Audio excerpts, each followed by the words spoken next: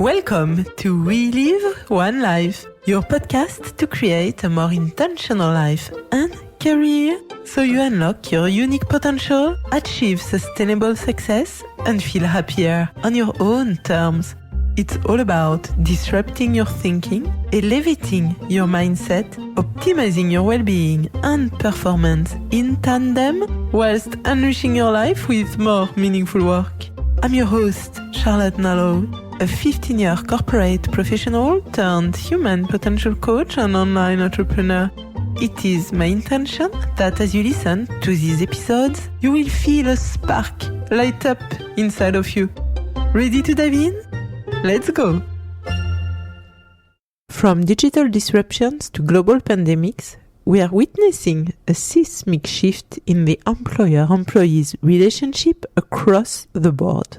If the past 18 months have taught us anything, it's that employees crave investment in the human aspects of work. A record number of our employees are quitting or thinking of doing so. Organizations that take the time to learn why and act thoughtfully will have an edge in attracting and retaining talents. This is what Steve Cadigan calls workquake.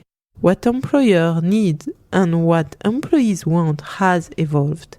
However, we have yet to build a model and a contract that feels safe and inspirational to both parties. Steve has been at the forefront of global talent strategy and company culture for the past 30 years, most famous for scaling LinkedIn to 4,000 employees in 3.5 years. Steve also led the development of LinkedIn's legendary company culture and was at the helm of its talent function for its period of the highest growth and through their IPO. This episode is an empowering conversation for those seeking to understand how to navigate careers and life in a rapidly changing world. Steve argues that being human has never been more critical, that we have more agency in applying our talents than at any other time in history, and that we need to have more real and honest conversations about how to build a better model for the future of work, one in which both employers and employees feel safe and energized. Enjoy! Hello, Steve. Thank you so much for being here. Oh, thank you so much for inviting me, Charlotte. I'm excited to be here. Yes, likewise. I'm excited for this conversation. So perhaps as an introduction for our listeners, what do you say when you meet people socially that you do professionally? Well, Charlotte, I've forgotten what that looks like, meeting people socially right now, because we're recording this at a strange time during the pandemic. But what I tell people, and even my children, they ask, what do you do? And I say, I really try to help people build what I call compelling talent solutions, help people try to create great things with their people strategies. So that's how I, very briefly describe what I do. Yeah. Yes, it's a red thread across all you did in your career. And so precisely, I'm curious if we could do a little origin story of what led you to your current expertise, how you grew up and what you wanted to do as a child and what informed your work choices then. Sure. I love that question because I think you and I are similar. I'm a high context person. I like to understand, who is this person? When I'm listening to them, where do they come from? So I'm the child of rebels. My parents were adventurers. And when I was 2, we moved from the Midwest of America, where I was born, to South Africa. And I grew up for 5 years in South Africa. I started school there. Wow. And my father is a minister. My mother was a social worker. And so the mission of helping people realize a full and better life has been in my veins from birth. And spending every Sunday listening to my father inspire and talk about, life in very, very deep ways has always been something that I've been a student of, every Sunday for most of my childhood, watching him and listening. But also at the age of 7, we had to leave South Africa, the government kicked my family out of the country. I don't know why. My dad is he's not going to cause problems, but South African government was eliminating many Americans at the time, 1970. And so we moved back to the United States.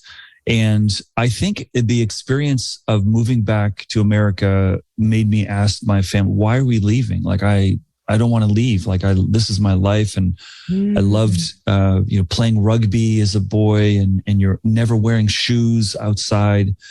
It was a beautiful life. And we would travel into the Zulu townships. My father would preach in the white areas. And then on the weekends, we would go also after, his services into the Zulu townships, and he would deliver services there. So I would be, making friends all over. And when we came back to the US, I was teased because I had a very strong Afrikaner accent in the school. And so my sister and I would stay up late at night practicing American, trying to learn accent. As I was probably 7, 8, and my sister was 10, 11. And my parents said we were crying all the time because the kids would make fun of how we spoke. And that the challenge of seeing something different and having to adjust and adapt has been a big theme in my life, moving around as a young child and wanting to be adapting. And interestingly enough, I think this is kind of the role that I live in life right now, is helping people and organizations learn to adapt. And I think some of the roots of that go way back to when I was very, very young. So I think, I grew up in the East. I went to school there. I was very lucky. My father went from being a chaplain of a school to being the leader of the school. And we lived on this beautiful, idyllic school campus in Connecticut. And so I had this whole campus was my playground, gymnasium and sports fields. And so I fell in love with sports. It's a big part of my life, not just playing, but observing competition and how people handle different environments.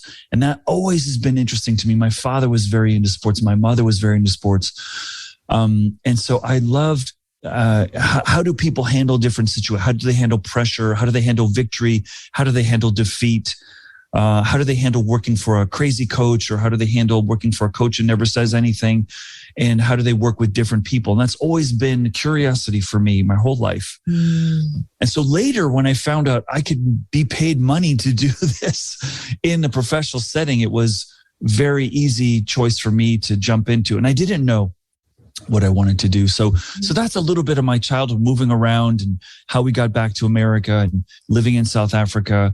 I had a chance when I was in high school to spend a summer in France. So I spent a few months in the Provence outside of Avignon when I was 16, and I loved it. And this was before the Cold War was over, and I was the only American in this small French town. And it was another adaptive experience for me. I'm still working on my French, so don't challenge me by speaking your French, Charlotte. But I loved it. I loved the cultural differences, and so when I went to college, I didn't know what I wanted to do with my life. I didn't. I had no idea. I had no business role models in my family. They're all ministers and social workers and people helping communities and volunteers and artists and writers. And when my parents look at me, even today, they said, "Where did we go wrong with this boy? What did we do?" And I think, I tell them, and they do that jokingly because they know the work I'm doing is very similar to the work they're doing. It's just in a different domain, and it's very strange to them. They don't understand it. But I say, it's just people. We are people, and there's just different power dynamics because it's corporations and businesses. But I finished school as a history major, and I didn't know what I wanted to do with my life. So I was in love with a woman from California. And so I moved she was going to get to California. So the first career decision I made in my life was following love. We make a lot of decisions in our life, and my first one was to follow love, to go to California. Unfortunately, the relationship didn't last long, but I fell in love with someone new, which was California. And the outdoor lifestyle and just the oceans, the mountains, the beautiful scenery. And you don't have in most of California, you don't have the harsh winter that we had on the East Coast. So I found a job pretty quickly in an organization that was rotating people. And my second rotation was recruiting. And this is how I stumbled onto something that for me was very lucky at an early age to kind of find this area where I could apply my sports, my desire to help people adapt and learn and grow to a professional career. And so that sort of helped shape sort of how I got on the train of talent, if you will, in human resources. Wow, thank you for that.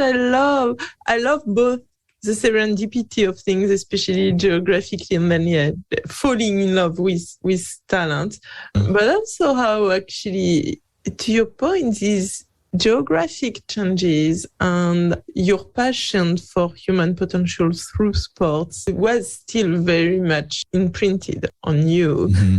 And I can imagine your cultural changes gave you a lot of emotional intelligence, like empathy too, of cultural diversity. Mm-hmm. Yeah, thank you for that context. And so you subsequently, I think, changed industries through your career and also countries. So how strategic then were you about designing your career? And did you have any mentor or inspiring role models who informed these turning points? Not initially, Charlotte. No, I had no plan. I mean, just like going to school, I had no plan other than to just learn and be curious. And I carried that. Curiosity is very powerful skill. And I talk about this in my book, which we'll talk about a little bit later, I hope. But I didn't have a plan. And I know many of the listeners here are being told, you need to have a plan. I will tell you, as someone who I believe that I found the top of the mountain of my profession. I was in the best job, in the best company, in the best time of my life. And it was like being, I don't know, Pele in soccer or being like LeBron James in basketball. I was in the best job, in the best company. And I got there through no plan. So I did, there's many factors that I think led that to happen, some that are luck, some that I own, some that I have good fortune. But, I didn't have a real plan. And honestly, Charlotte, when I started in human resources, I didn't see anybody above me that I wanted to be like. I didn't see a mentor. I didn't have a role model. And so for the first maybe 10 years, I was very suspicious of, I like this work, but the people above seem very political. They seem very selfish. They seem very, not like very two-faced, like not genuine, not authentic. And I don't want to be in a world where this is overly political. And many human resources I saw where I didn't want to be like them. So I thought, I don't know, but I love what I do, but I don't want to be like the people above me. And then I got lucky and I went into high tech and I found a leader. It's like, whoa, this is the person who's doing the job. I think the way I want to do it, and they have a lifestyle that I like, and I like the way that they relate to teams and leaders. And then it clicked for me. And in that moment, I made a decision that I want to do human resources for the rest of my life.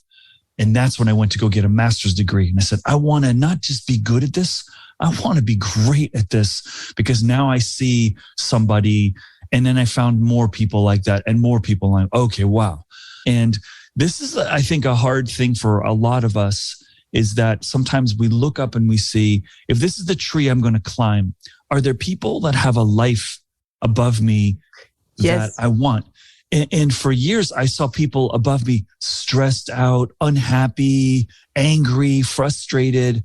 I was like, is that what you have to feel if you're high on the tree? Mm-hmm. And so for a long time, I resisted it until I found that those people, and they weren't really mentors for me. They were more role models. And I found, different mentors in different places. It's interesting, Charlotte. I was on a show a few weeks ago for someone who's only wants to talk about mentoring. They say, did you have a mentor? And I said, I don't think I ever had one for a long time, but I had many mentors for pieces of my journey.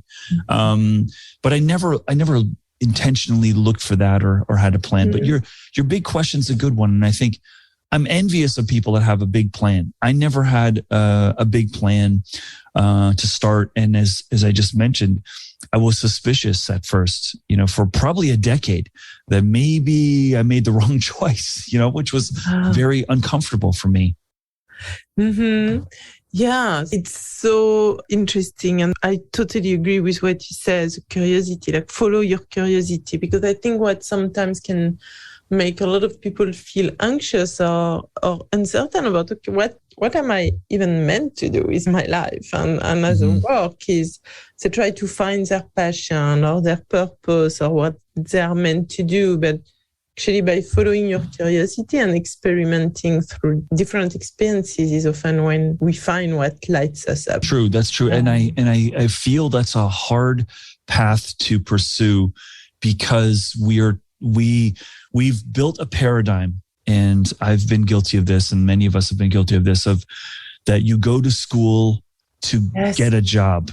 And instead of go to school to grow your mind and to learn new things, and to see work as another way to grow your mind and learn new things. And many people think, well, why are you studying that? Because if you study that, you can only do this with that. And having recruited thousands of people over my career and hired people who are amazing, who never went to university. And I talk about this in my book. One of the best, most interesting bosses I ever had, who probably taught me the most around leading and inspiring humans, never went to university, but she understood how to really connect with people in a way that was I've never seen before. And she could negotiate better than anybody. And so I'm less stressed about where my kids go, what the school name is, where they go to school, and more interested around, are you curious? Do you like solving puzzles and understanding things and how it all fits together? That's very, very, very powerful. And the other misnomer, I think the challenge many people have today is we can see more choice with careers than ever before. The internet, LinkedIn, Glassdoor, many other sites out there can show you all these possibilities. And it's hard to make a choice when you have so many choices. And it's great we have more choices, but it's also very stressful. Because now, what if I make the wrong choice? And we're seeing that play out in the world today. That people are changing jobs faster than ever before. People are moving and pivoting not just to new jobs but to new industries. And I think it's a beautiful thing. But it's not lining up with people saying, "Oh, well, find your dream job." And I think this is a very dangerous conversation because we all have, I think, many dream jobs out there. Yes. And sometimes, and this is what I'm coaching my friends in the pandemic. In the beginning of the pandemic, many people lost their jobs. I have many members of my family lost their job. And they said, well, do you have other jobs? Yeah, there are other options, but I don't like those options. And I was like, well, we're not in a perfect time right now. Maybe sometimes we have to take the imperfect to find the perfect, or take the imperfect and make it perfect, make it better. Because many leaders will let you change your job. You can grow something that doesn't feel like, oh, I don't like this part of the job. Okay, well then fix it. Take the job and fix that part of the job so you don't have to do that part of the job. You know what I'm saying? But many people don't. They look at it from a passive versus I can come in and make a difference here. So, but that's why I think it's so interesting, because it's so complicated. Oh, it's fascinating and music to my ear. And I totally agree. Reminds me very much of thought leaders that I'm sure before we come to your book, from Stanford University, Bill Barnett, Dave Evans, their design thinking. Yes. In terms of... I've seen him speak. He's amazing. Yes. Yeah. We speak a lot about that, like choices, and how actually people might have a money-making work, as they call it, that they're not passionate about, but then you can find fulfillment as a creative or philanthropic work on your free time and in the overall context of your life. So I think that's such an important point. Not every job can be fulfilling, and it's how people craft it. Yeah. I was on a call with a friend yesterday, and we were having a board meeting, and she's a friend of mine on the board. And she said, we're talking about developing people and people liking what they do. And she said something. She said, sometimes, we all want to eat the macarons. We all want to have the brownies. We all want to have the dessert. But sometimes, what's good for us is the Brussels sprouts. Maybe, that's good for the body. It doesn't taste as good as the sweets. But that's healthy for us. The hard things and the difficult things, maybe the things we don't like. Wow, they're growing us and making us more professionally healthy. You know what I'm saying? So I like that description that you gave. Totally amazing analogy. Yeah, growing us or providing us a structure at a point in our life where this matters for whatever reasons of that person. So right. Yes.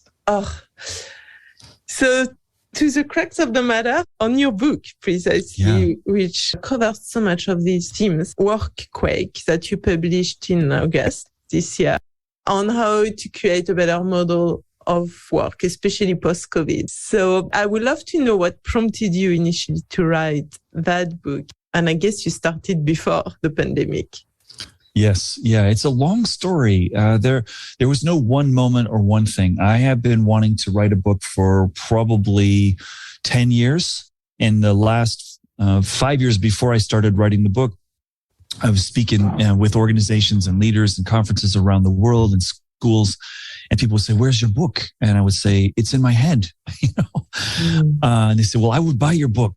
I want to hear more of your stories. And I like how you explain things and frame things." So that started to grow and grow in my mind. And I think I hit a point where coaching in my work with professionals and organizations, both people starting to be more and more unhappy, more dissatisfied, more frustrated. Employers saying, "I can't hire people. I can't keep people." And employees saying, "My company doesn't care. They're not investing in me. They're not growing me. They're not inspiring me." And I was like, well, this is dangerous path we're on here, where that we all have to create a living for ourselves somehow. And then the growth of the gig economy and more people going independent and more opportunities for people to create value without working for somebody else. And then, especially in the last 7, 8 years, this whole narrative, which I say is the worst marketing campaign in history about the future work, is all about robots and AI and technology. It started to really make me believe we're talking about the wrong things. And I want to redirect the conversation to future work around being more human, and how our human traits will never be ultimately replaced by technology. And if you want to be vital for tomorrow, let's have a real conversation around that. So all these different things started to say, I need to do this. It's not about a nice to do. It's like, I need to do this. And I also know about myself after I stopped working for a company and I left LinkedIn after 4 years of an incredible ride. I went to my mentor at the time, Gustavo, who's an amazing, a beautiful human being, Argentinian man. And I said, I don't know what to do. Like, I've had this great career, but I don't want to do that anymore. I want to do something different. And, but I don't want to work in a company. I want to do something different. And he says, well, what are you doing now? I said, well, I'm doing some teaching and some people asking me to speak. And he says, well, how do you feel? I said, oh, Gustavo, when I'm speaking and I'm teaching, my hair stands up on my skin. I feel, awake and I'm feeling something. I don't know what he goes, that is life, that you are feeling life. And he goes, that's what you need to do. And so that made me connect to the book. And if I get this book out, maybe it will give me more chances to speak and teach more, which I love to do. And it's already doing that. The book has only been out as we're recording this now, it's only been out for barely a month now. And the volume of interest in having me teach and speak has gone up maybe 5 times as much as it was before the book, which is making me so happy. We're having a conversation because of my book. And that's just really, it's great for me, not only to teach, but I'm getting to learn more too from people and around their journeys and their stories. And I think there's going to be a workquake too from this, because I'm hearing some incredible stories of unique career journeys. And I hope we get to talk about that, how the notion of a career is changing. But so I'm sorry, It's a long answer to like, how did I get started? It wasn't one thing. It was many, many things, but also tied to the book is going to allow me to do more of what I love to do, which is connect and speak and inspire, hopefully. Yes, totally. And I mean, it's a message that is so timely, both on the employee and employer sides, or even for entrepreneurs, we need to hire. I think to the point you just made, I really see it as a conversation about redefining what a successful career means and how a professional path can look like. You speak a lot about switching from a mindset where tenure and long-term engagement, longevity in one company is a badge of honor, to actually embracing a non-linear progression, and from a company perspective, making people so good that they can live and continue to flourish, give them this freedom. So I would love to speak about that. Sure. Well, one of the places that I think organizations feel a deep frustration and deep dissatisfaction now is that people are not staying in their organizations as long as they used to. And everyone's seeing in every region, every industry that I speak to varying degrees, the trend is the same. Talent is staying in companies less than they used to. Okay. In the United States, it's moved in the last 15 years from about 5 years to about 4. And for people around the age of 25 to 35, it's around 2.5 years that they stay before they move to another organization. So this is very dissatisfying. But here's an interesting question I follow up when I talking to executives. And before the pandemic, I was in Spain for a few weeks talking to the top 25 CEOs of the biggest companies employing the most people in Spain. And I said, what's your biggest problem? I said, we cannot keep people. They're not staying. And I said, okay, well, why do you think that is? And they say, well, because it's the generation, the young generation. They are shopping for promotion. They're not loyal. They're highly distracted. They want a career sugar high. They want immediate satisfaction. And I said, okay, so, I said, I disagree. I fundamentally disagree with that, with your notion of why. I said, this is what the younger generation sees and what the whole workforce sees today, but especially the younger generation. They can see more choice. And in 40 years ago, if you were starting your career and you could see all the jobs open that you could do and you could apply for and how much they pay. That's right. In different countries, different industries, different parts of the world. And you can see what they pay. You can see their culture. You can see their leadership. You're aware of all this. You're going to be in the same company 40 years later? No, you wouldn't. So we have a new landscape. And then I asked the big question, and then I'll get to the basketball story. The next question is, do you think that in the future, people will stay in companies longer? That we are just in a moment of time right now in a downturn, and in the future, people will stay longer? And say, no, we don't think they will stay longer. I said, okay. So I agree. I agree that we're going to continue to see people move faster. So now the question for you is, how do you create a successful organization, business, entity when people stay less? Because your presumption is that if people are leaving faster, I won't be as successful. So let's go look at places in the world where people leave fast and yet they're still very successful. Well, one place is the college basketball industry. In the last 20 years, college basketball at the highest level in the United States had students come and attend and be on the team for 4 years, then they would graduate and then they would go play professional. Okay. But over the last 20 years, it's come down to the best players in some cases don't even go to college. And in other cases, they will only stay 1 year. They'll stay 1 year to prove they're ready for professionals and then they leave. So what the coaches and what the schools and the best basketball programs have had to learn is I have to build a new team every year. And all the best programs, and the one I use and talk about in the book is Duke. I'm not a Duke fan or a Coach K fan more than other teams, but I think it's really impressive that in 2019, he had 3 of the top players in the country join his school. He knew they were only going to stay for 1 year. They were very successful. Their best player, Zion Williamson, he was injured, so they didn't win the championship. And as soon as the season was over, they left and he has to get a whole new team. And he's doing this every year. So I wouldn't say he's excited. The Coach K is excited to have to build a new team every year. No, he's probably not excited, but he's accepted that I have to build a new team every year and I can be successful, but it requires a new model. I have to recruit all the time. I have to get people productive and build teams faster than I did before. I have to sell a different proposition.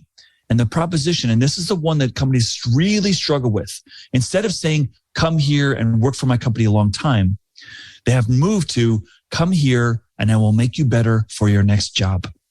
If you come to my school, Coach K would say, you come to Duke, even if you don't make your dream to be in the NBA, to be a professional, even if you don't, because you came to Duke, our alumni, we will help you be a coach, an assistant coach, a scout, a broadcaster.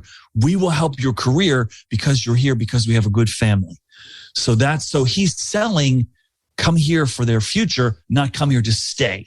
You see? And this is what I'm trying to really help organizations think. And they're struggling with this, Charlotte. I'm like, I don't understand. You cannot bring someone, especially technical talent today or knowledge workers today. If you sell, I only care about you when you work for me. That's not as big as I care about you for your whole life. And I will make you better for tomorrow, even if you leave, and I will help you find another job from here.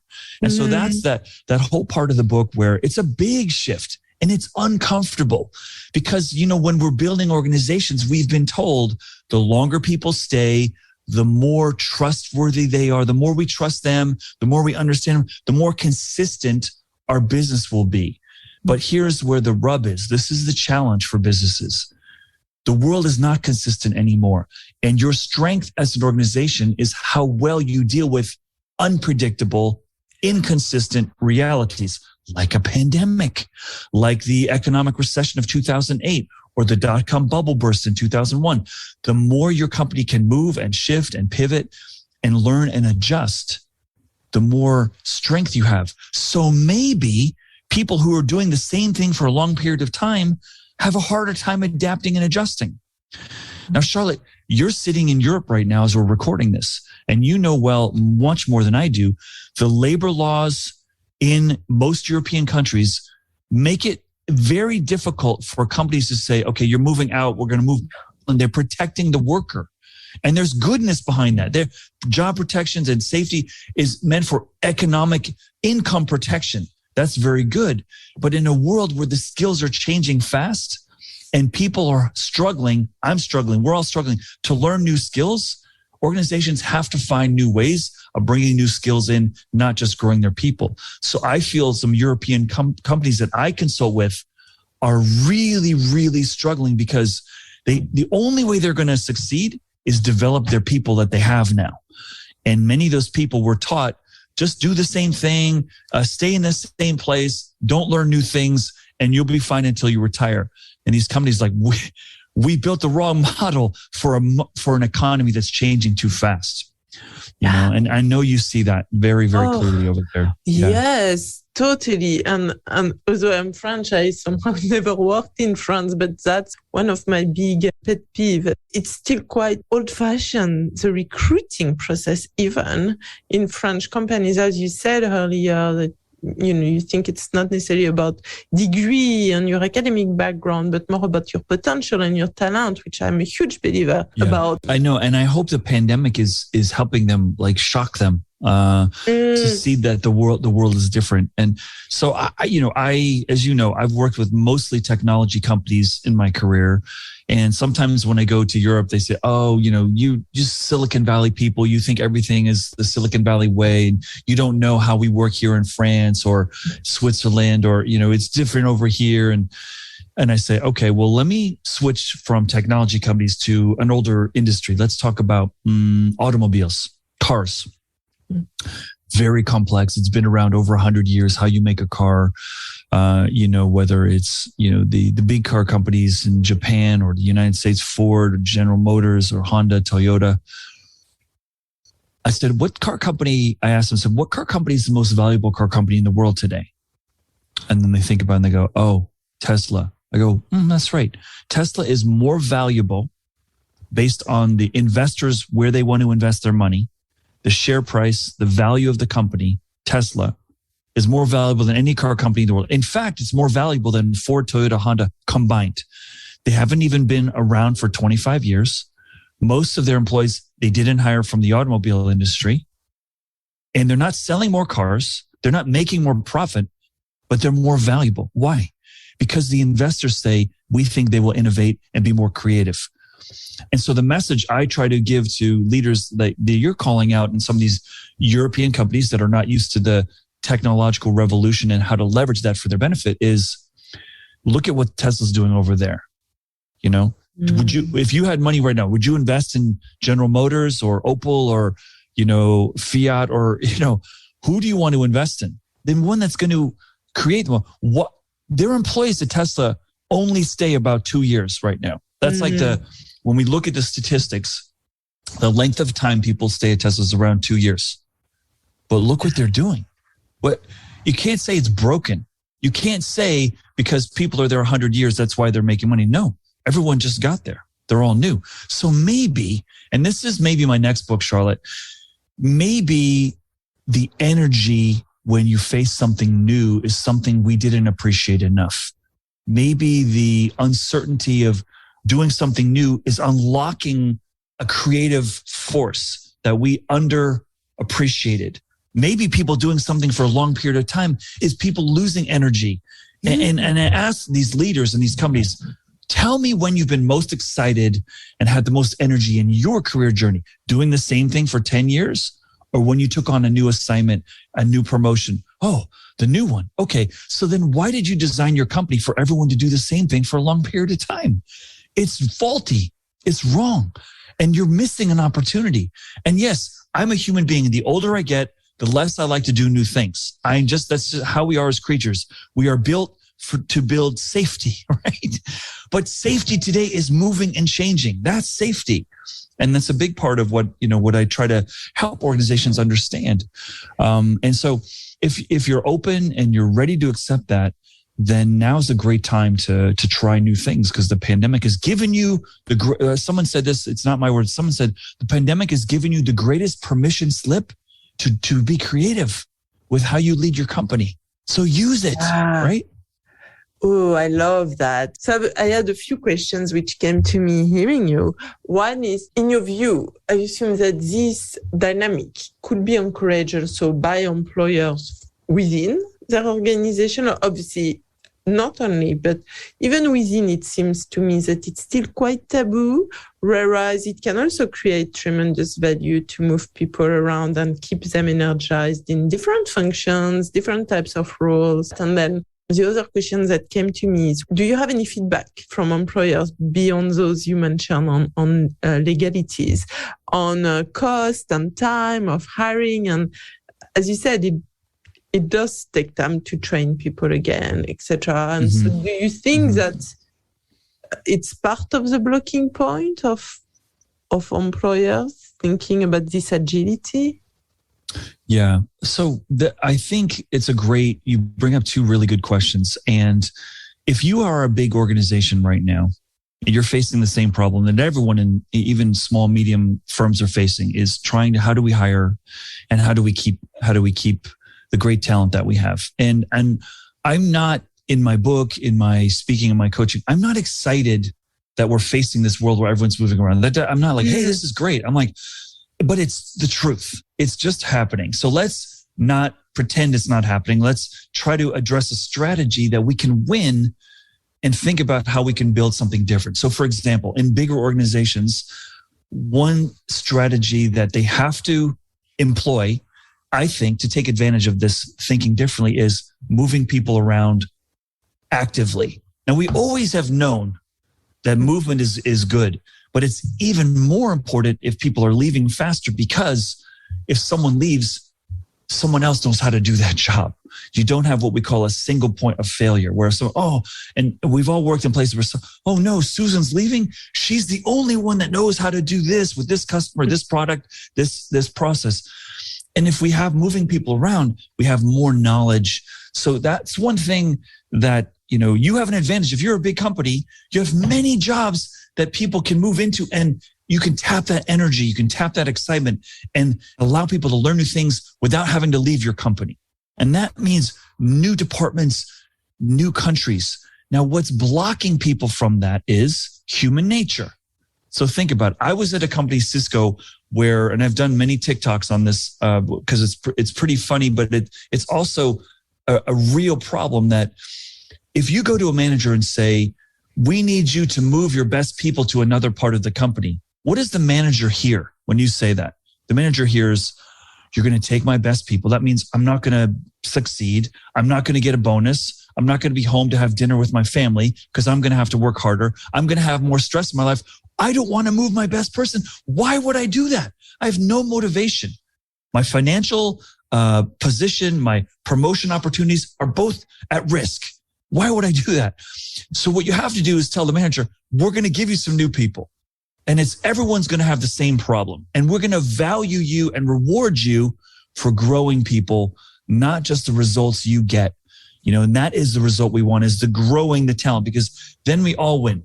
And so we have to build new reward systems. We have to identify and redefine leadership. And that's not easy to do. This is not something that's going to happen tomorrow. It's going to take years. But if you can build a new system that starts to do it, Spotify is an example. You and I were talking off air about this. It's a relatively small company. The different jobs they have are not overly complex. So they have a business model that lets them force move people every 2 years. It's not a choice. You have to change every 2 years. And so if you come in, as a leader, you're not shocked because in 2 years, someone's going to move. So you build your notion. So that's why if you take the stress of the leader out of it and say, you're going to have to do this, everyone's going to have to do it, you're all playing the same roles and measured by the same things, then it's less stress and it's like, okay, this is how the system is going to work. Do you see what I'm saying? So I think, but we have to be honest with ourselves. This is really hard. And human nature is going to block that from happening. And trust me, I've been doing human resource work for a long time. For me, it's almost 40 years now. And don't underestimate human nature. It is a very powerful thing. And that's why I have job security for many years, because we're very complicated creatures and you have to understand that. So that's where I think now I've already lost the second part of your question, but that's how I think about the internal movement, question that you had. Yes, you answered somehow the second point too, which was, I think, how do you challenge leader who might push back on hiring cost and time? Oh, that's right. Yeah. Okay, let me go into a little bit on that one, because this is it. And so the block for a lot of leaders is, well, I just invested in Charlotte for 2 years. She's now finally, making a difference. Yeah. And, then it's like, well, what is the cost if Charlotte leaves the company? Yes, it's going to hurt you if she moves to another department. But what if she leaves the company? What's that cost? That's worse cost, right? Mm-hmm. So we have to do this, but we have to get the whole wheel in motion so that you're getting new talent in too. And it's about playing for the long term. But also it's like our job is to make people better for tomorrow, because we can't promise everyone has a job forever. We can't do that. And if we did promise that, people would not believe us. Like, really? You can't promise that. Look what happened in the pandemic. We had to shut this office. We had to let these people go. It's just not a realistic promise. Let's be honest and say, I will promise to make you better. I can't promise you a job, but I promise I'll make you better. So if I have to let you go or you leave, you will end up better after here than you were if you stayed. Yeah. Flipping the script to this flexibility and movement of people being a positive. It reminds me a lot for the industries for which it works, which I know in finance or management consulting might be the case, but it reminds me of internally the rotational programs for interns that often exist, at least in finance. And for these industries as well, of the alumni kind of pipelines, which are seen as almost a golden mark of having had an experience in these companies like McKinsey or BCG, or even having been an M&A banker for a couple of years. And then it opens you door to do something else, Of course, it works for these kind of roles and companies, but that's almost a perspective shift, if I understand. It is a big perspective shift. And I'm glad you called those industries out, because there's something we can learn here. And let me break it down even more. What the many consulting firms have is a employment model that expects you will leave. And in fact, They win if you leave for a better job, better brand company, more compensation, better title. They win because they use you as an example when they're recruiting people out of school. Look, come here 3 to 4 years, get a better job. And the better the job you get, the better we look for the next person we want to hire in here, because look, they came in and they got this amazing job with this amazing company. They're building a employment model that expects you will leave, that benefits when you leave. And financially, if they have younger, newer talent, they can pay less. The more senior the talent, they have to pay more. They make more money in a business model where they have newer talent. So financially, it's in their best interest, and organically, they're benefiting. But the other point in this one is, it doesn't work in every industry as easily as it does in consulting, right? And not everyone they don't want everyone to leave, but most people, majority, 75%. The plan is you're going to go and we're going to get new people in. And then when you leave, we want to be friends because you're in a company that may want to hire us to do more work. And this is another thing that is a big missed opportunity outside of the consulting for most organizations. So stay with my logic here for a second. Do you agree that more and more people are leaving companies faster? The answer is usually yes, I do. Okay. So then, if you agree with that, you also have to agree you have more employees that left your company than ever before. Your alumni is bigger. So then the next question is, what are you doing with that alumni? Anything? You talking to them? Are you curating? Are you nurturing? Are you leveraging that alumni to help you refer people in, to refer new deals, to work on projects, to ask for advice on a new product you're developing, to come in and inspire your people and say, look, there's life after working here. That's really, wherever the company is. But no, most people still to this day, when you leave, they stop talking to you. Like, it's like a divorce. What? You don't love me anymore? Well, I don't love you either. If you're going to go date somebody else or marry somebody else, I don't want to talk to you. I don't even want to look at your picture. I'm going to delete you from my address book. Why? Why would you do that in an era of social transparency where someone can quickly go to a website and say, my boss is horrible, the company's awful, the leadership stinks, they treat me bad? Why would you do that? It just is bad will in an open, transparent world where people have access to that information. So this is an opportunity that very few companies, if you ask all your friends, how many of you regularly hear from a former employer? Formally, not a nice friend you had there, but the company administration's reaching out to you saying, hey, we have a luncheon for all alumni this month, this quarter, or we have a special dinner where we want to recognize some amazing careers that people have had after our company. Very rare, very rare. And it's a missed opportunity. Why are you afraid to celebrate people when they left? Right? Yes, it's such a great point. The employer brand is very important, which actually is a good segue to another question. On your journey in LinkedIn, having joined 2009 and led the HR department through to the IPO of the company, from both a business perspective, LinkedIn had a very disruptive value proposition, and also from types of roles, I guess, you were hiring for. It was nothing really standard at the time. So I was wondering what you learned during your time there, both from Reid Hoffman and your experience hiring for the firm.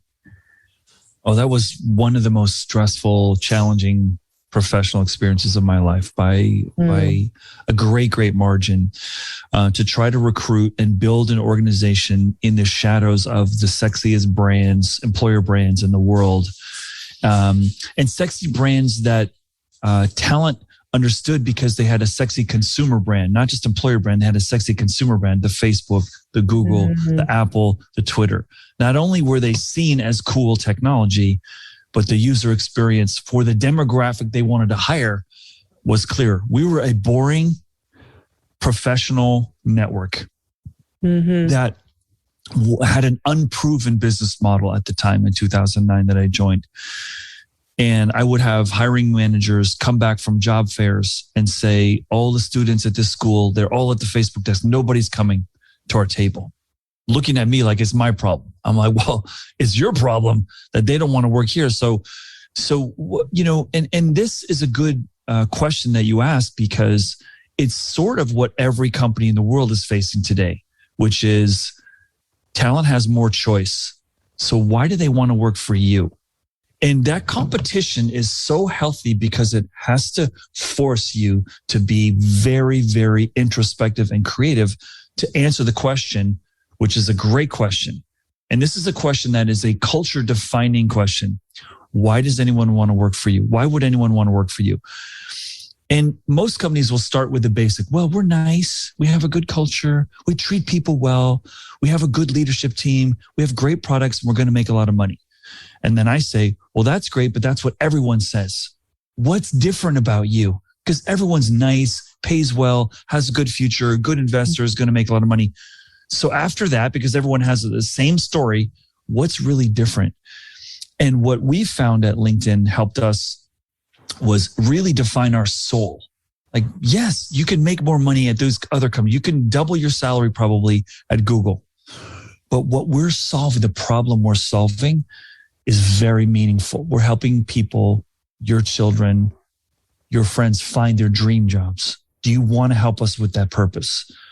Yes, you can go, map out the GPS systems for Google or help people do search better, but we're helping people find their dream jobs. And it's a big problem. And we really want your help to solve this problem. And we want your help to build our culture.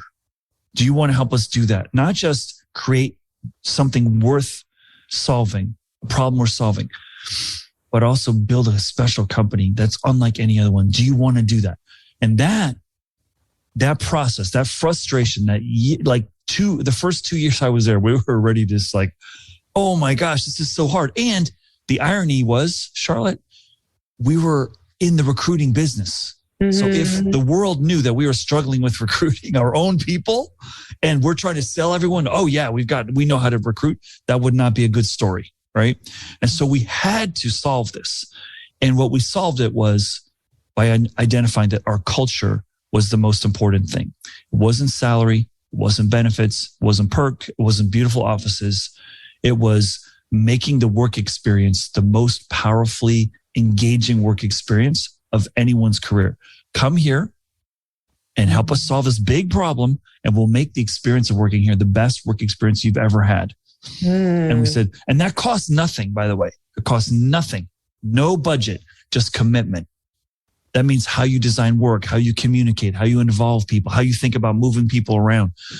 And did we deliver on that all the time? No, but we were committed to it. And that's probably having worked at LinkedIn that's the only startup I've ever worked on. It's probably the only thing, the leadership team, that we agreed upon. We disagreed on everything else, but that one we agreed on. And that's why I think we built such an amazing culture. And the culture was the employer brand, and it was a beautiful thing. But I don't want the listeners or you to misunderstand. We didn't go in to build LinkedIn thinking we're going to solve this great culture. We did it. None of us did. And the CEO, even today at the time, Jeff Weiner, he would say, I never thought culture would be how we would thrive as a company. Because he'd worked at other places where they said, the culture, and the leaders did the opposite of what they said. This was a forcing function of survival. If we don't hire these people, Google's going to take our business. Someone's going to take our business. We better figure this out. And so it was the pressure that led us to really go, well, why does anyone want to work here? Oh, we have something amazing. We're solving a big problem. We didn't even realize that was the reason that we could use. Do you understand? So it's the force and the challenge. And that's what the whole world's facing now. Retail, restaurant workers, hotels, employees. Why does anyone want to do that now? You better have a really good answer, because they're reluctant to go back to what they did before. And the pandemic is making everyone see the world differently, which is it's an interesting moment now, Yeah, fascinating. And I guess, as I understand, there were two angles. One, like the mission and the purpose of the company, which you rallied people around. And then the experience when they join, the culture. Those are two. There's the third piece, which is implicit in what I'm saying, but I should call it out, which is I think we built trust with our employees. That was where I was going next. And that's hard to do. It's very easy to break, but it's very hard. Well, we did a few things. And again, this was all because of the pressure of the moment. So I'll give you a funny story, which at the time was very stressful, but it wasn't funny for me. But in retrospect, I can laugh about it now, somewhat like 10, 12 years later. After about companies around like 8 years, that we have started to have employees who've been with us for 6, 7 years, and they say, well, I want to learn new things. Can you offer training? My Jeff says, Steve, you need to build best training in the world. We want to be the best. And I said, okay, great. Let me do some research. And I come back and say the world class usually is funded with 1% of the payroll. So I go to him and say, give me 1% of the payroll budget and I will deliver something incredible to you. He says, you have no budget. Well, what? You're wanting to build world class with nothing? He goes, yep. I said, okay, well, that's going to mean you're teaching a class and the executives are all going to teach classes. And he's like, that's a great idea. And then he said, I was just in New York last week and I did not a class, but I did a meeting with all the leaders on how to inspire people. And I had so much fun. Let's do that. And I said, okay. So we made all the executives, there's 12 of us. Every month, you have to deliver a class on something that you feel really inspired about, something that you have a lot of passion for. It doesn't have to be something directly related to the theme of the month in the business. It could be how to have a hard conversation. That was mine. How to have tough conversations with people, how to deliver difficult news, or how to build a business plan, or a legal like all of our executive team would deliver that. And so what happened was, we thought, oh, this is all about giving knowledge. No, it was something much more. It was about the team seeing the leaders in a different place, seeing them as teachers, as people who are passionate about something. And we saw like a benefit that we never realized before. Like, whoa, that's pretty cool. Like that wasn't the intention. The intention was feed people knowledge, but the benefit was closer connection. So for example, we would have one time our CFO was in India and he came back and said, I taught this session to the leaders in India and there was a woman there who's incredible. I want to hire her on my team. She's amazing. Or one time he went to Australia and said, we did this policy. We put this policy in last year. Australia's not doing the policy the right way. So because he's out there in the field, talking to people, learning and listening, he's more aware and people are seeing him as a real human being, not in the ivory tower as some unapproachable executive. Those are ways we build trust. Yeah. Yeah. And then you also unearth the diversity of your pool of talents through doing that. You highlight your leaders and you unearth diversity of talents and expertise. That's right. That's one of my favorite stories. We called it, we got so excited about it. We called it Leaders Teaching Leaders that Jeff Weiner, our CEO, said, we need to trademark that name, Leaders Teaching Leaders. And it was so simple, right? No budget. And the employees loved it. They loved the time of the executives and building relationships and getting to see. And it was just when you're growing really, really fast, that trust is so important because everyone's new. Trust takes a while to build. So if you can do things like that, and we would also, the other thing we will do, and then I'll turn it back to you if you have other questions, is every big news event in the company, so a big promotion or a new hire or an acquisition, we never announced it in email, ever. Always did it in person. We had a meeting. Everyone's together, ask questions. If we were announcing some big movement or we hired a new vice president, we would do it, in person. We would say, hey, we want to share this great news. We want to let you know, or we want to tell you difficult news, or because many companies that I work for, here's the long email. Here's what's going, or we say the quarterly earnings, we're just announcing it to Wall Street. Let's explain to you why the numbers look the way that they do. We didn't ever do that in an email. We would always do it first in person so that people have the texture of the communication. Another trust building practice. And we heard that Steve Jobs, that's how he ran Apple. And a lot of us were big Steve Jobs fans at the time. And so we're like, yeah, it works over there. Like, he's a genius. Let's do it here. And let's have the room be small so everyone's fighting to get in there, and it's like a special place. And so we would video it and broadcast it. But that was another really good practice. If you want to build cohesion, connectedness, team, you got to act as a team more instead of we just bombard people with too much information now. But how do you reconcile that with a world, precisely as we said earlier, which is more and more remote and leveraging more and more technologies? These more organic in-person conversations are a little more challenging, perhaps.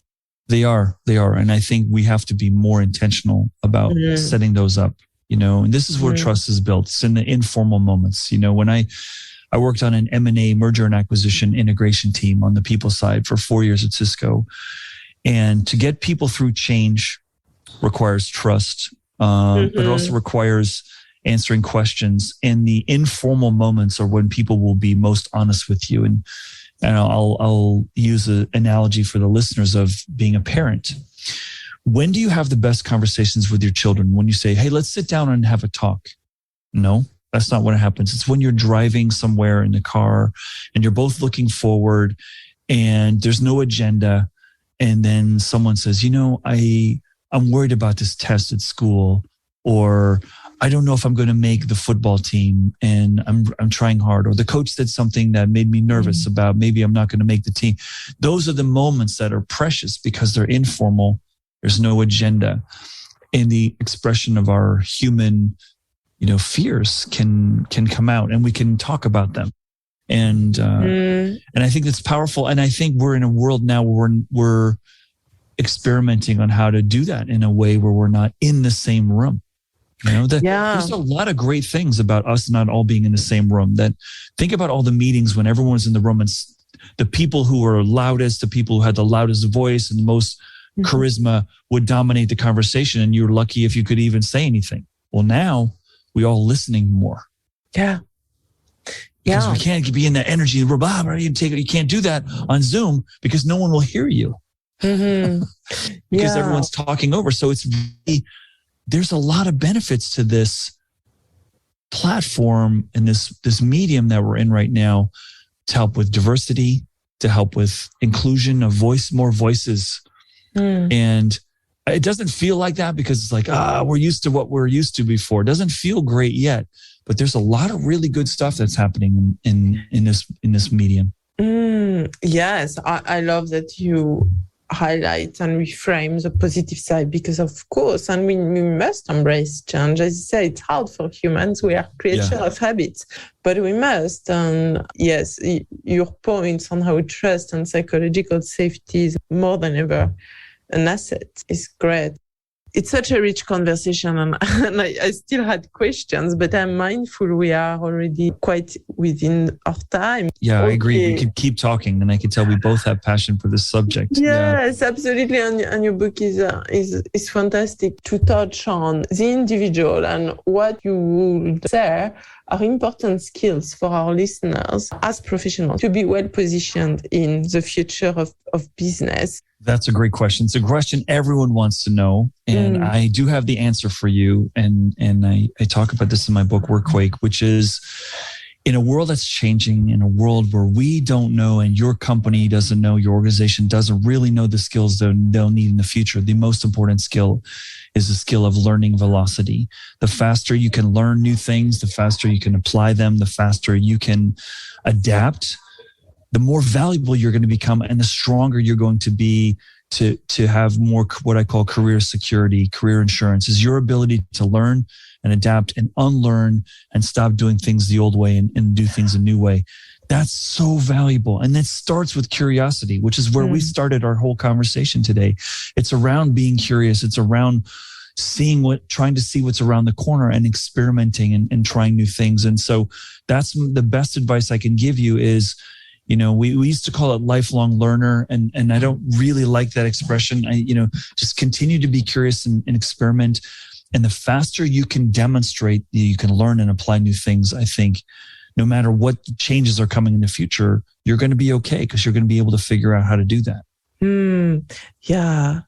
Yeah, and I hope we overcome this catch-22 situation on the hiring side of often, if you didn't have experience in this or that, it can be a hurdle, whereas in this world of agility, both sides of the equation need to match, right? Ideally, in the openness of the approach. That's right. That's right. Yeah. We have so many examples now of businesses like Tesla, which we talked about today, like an Airbnb, like an Uber, that have taken a different model of talent, different model of experience, and completely changed the game.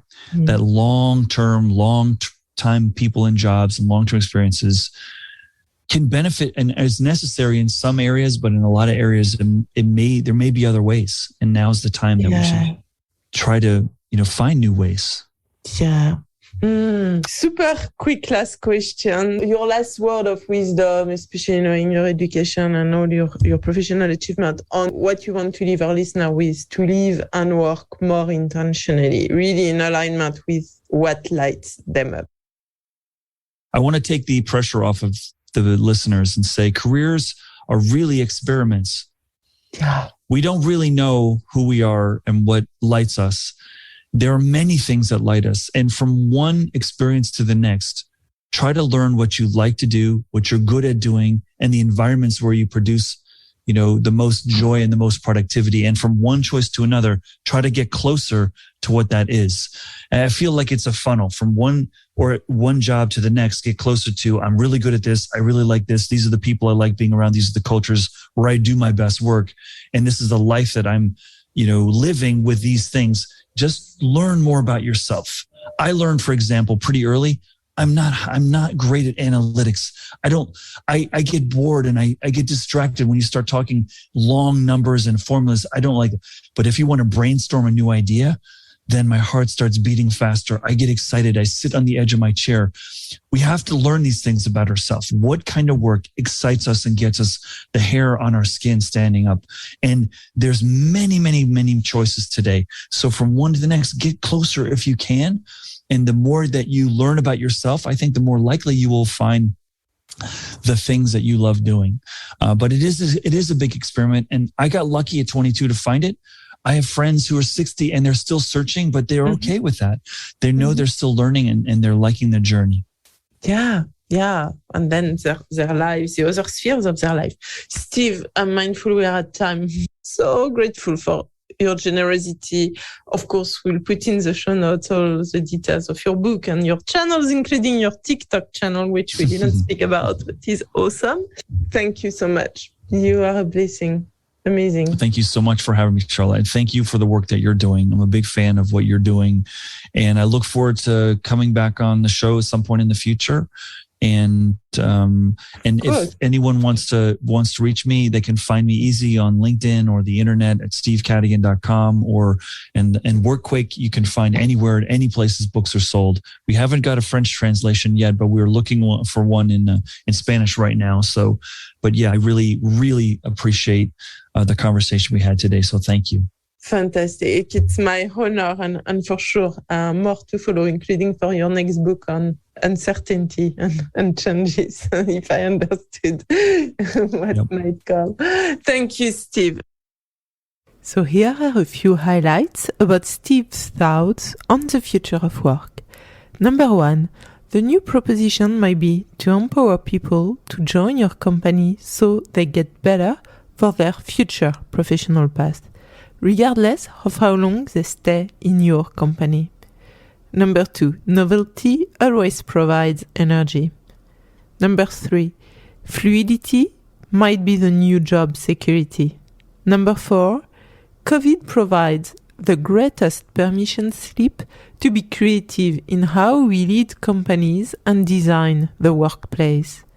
Number 5, the number of choices and transparency of options nowadays can keep some people stuck. Number 6, sometimes you need to take what is imperfect and make it better or perfect it in the broader context of your life. Number 7, the alumni community can be a powerful lever for companies and an opportunity, especially in an era of social transparency. Number 8, why would anyone want to work for you is a defining question for companies. What is different about your company? Its purpose, the problem it solves. Your culture is one of the biggest part of your value proposition. Number 9, trust and psychological safety are increasingly critical.